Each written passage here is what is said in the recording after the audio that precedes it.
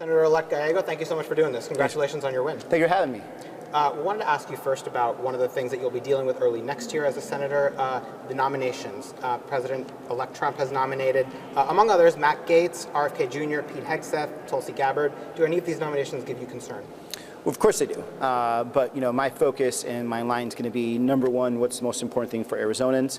What's going to protect them? What's going to uphold and protect the Constitution of the United States? They all have to meet that standard.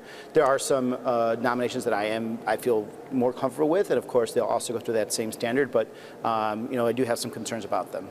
One of the nominations that's getting a lot of attention is Mr. Gaetz. Speaker Johnson just said he's going to try to withhold that report and make sure that it's not released. I wonder what your reaction is to his comment.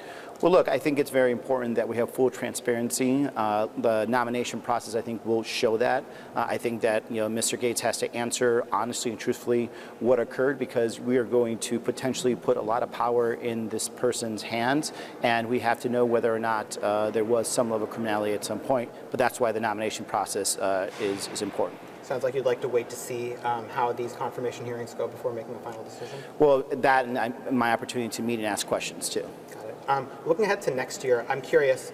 You talked a lot about finding common ground. A lot of the McCain Republicans who supported you, I met some of them covering your campaign. They said they want to see a lot of that when you become a senator. Where do you see opportunities to find common ground with Trump and Republicans next year?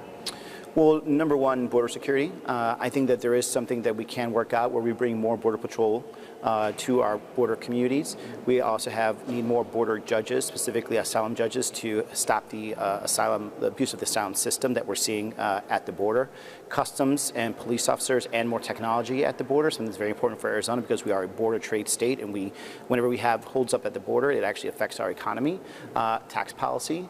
We clearly want to make sure that we, when we redo the tax policies and negotiate tax policies, that we keep the tax policies that are really good and important for middle-class Arizonans so they don't get impacted by higher taxes, but also finding out new ways to invest in other parts of Arizona, but as well as keeping some of the things that have gone right. The CHIPS Act, something that has been a big boon to Arizona. Our economy is growing like gangbusters. We don't want to see that go away. We have a lot of investments happening from the Inflation Reduction Act, specifically with battery power companies, EV technology, things like that. These are very important to Arizona technology. I want to make sure that we keep that, and I'd love to work away with our Republican counterparts to make that happen. And on the issue of immigration and the border, do you believe the U.S. should ramp up deportations as Donald Trump campaigned on? Well, I think deportation is always important when it comes to keeping control of the border, but how it's done is also important. You need to have due process to make sure that we aren't deporting the people that shouldn't be deported. If you have a criminal record, if you already are under deportation orders, I think there's a justification for you to be gone. But I need to have a mass deportation that has no understanding and no bearing and no respect for due process and/or for humanitarian situations such as separating families. I think is something that we shouldn't go down the road. Can I ask you about your Senate race? Has Kari Lake called you to concede? As I said, no tweets, no texts, no Snapchats, but it's okay. We're moving on. We're here to work for all of Arizonans, including people like Kari Lake. Does that surprise you, based on everything you've seen from her, that she has not conceded? Do you expect her to at all?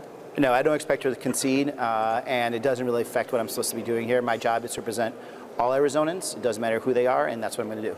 You overperformed Vice President Harris by 8 points between the bottom and the top of the ticket, which I think is one of the most of any senator who won this year on the Democratic side. How did you do it?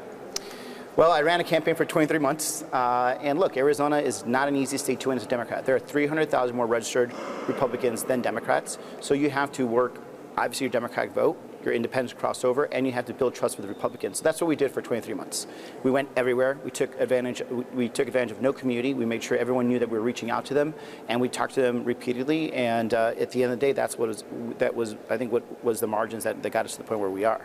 I wonder what you did that she didn't do. I mean, some of the shifts were pretty remarkable between what you got and what she got, especially among Latinos, especially among Latino men. What did you do that she didn't?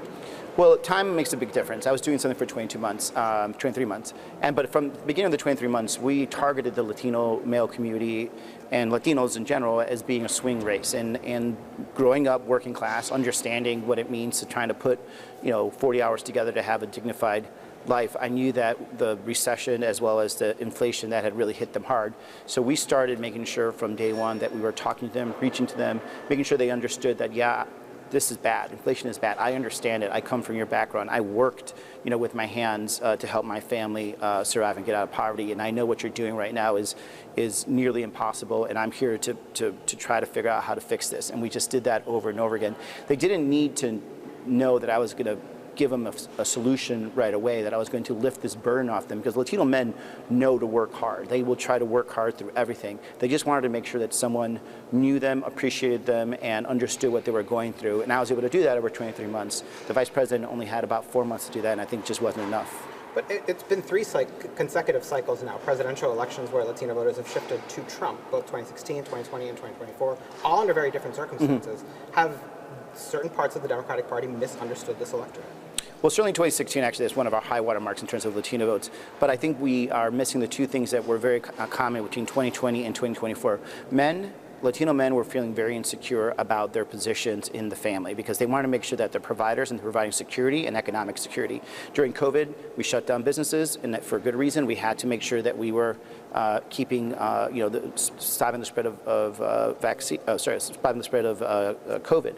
But people were kept out of work. Men, especially men that were working different jobs, didn't get paid as much, even when we started giving our relief checks. Same thing happens in 2024. These men were working but weren't able to support their families as much as they were. They weren't able to buy homes. And so it's kind of the same commonality. If we don't answer the economic pressure, the bottom line wallet pressure that these men have, and it's not just Latino men, I think men in general, we're going to continue having these problems. Got it. Looking ahead to 2028, it seems like one of the keys for Democrats in order to recover from this is to claw back some of those shifts. I think it was about a 30-some point shift nationally among Latino men. What would your advice be in terms of how to do that going forward? Well, what we saw in Arizona, where we didn't see that 30-point shift, I think we probably saw some slight not in your race, yeah. Not in my race, but even with the vice president, the shift in Arizona was smaller than other parts of the country because there's actual consistent communication to them. We're talking to them about what the future looked like, what we're going to do for them if you elected us, what we're going to do for their kids, for their future. We took a very strong and direct approach at border security because we knew that the Latino community was actually also worried about border security before it showed up in any polling. And so I think we have to be very direct. We have to be overly communicative to them, saying like, this is what the world looks like if you elect us. It means better wages. It means lower costs. It means your opportunity to buy a house. It means the opportunity for you to start a business. And we have to make sure that we just hit it over and over and over again. Mm-hmm. We've talked about ACA and some of your views about taxes, that you don't believe the tax cuts for the wealthy on the Trump side should be extended. Among those, maybe are there other issues where you expect to be more of an oppositional force to try to defend some things or oppose some things next year? Well, certainly, some of the subsidies for the ACA we already talked about too. I would also, have to emphasize that, when it comes to border trade, any type of tariff that's going to destroy the Arizona economy, I'm going to be against because, Arizona is a rich border trade state. And we have to make sure that there's a proper balance to this. When it comes to other investments, I think that we still aren't doing as much. I want to fight for it. We need some child care support. It's more expensive right now for you to put your kid in child care in Arizona to pay for 1 year of ASU. That's just not sustainable, right? And so there's a lot of programs that are actually found within our federal government that are about to be cut, as at least this grand plan. And so I'm going to be making sure we fight for Arizonans every day to make sure that we make their life a little easier. Got it. Lastly, another issue that you're going to be dealing with early next year is... Well, seems like a lot of issues. Senate leadership elections. Republicans just had a bit of a shakeup in their leadership team. Do you think Democrats should consider doing the same? Well, I want to hear from everyone that's even thinking about this. I just got here. I got about to put on the training wheels, but we'll be talking to our leadership pretty soon. Thank you so much, Senator. Thanks. Appreciate it.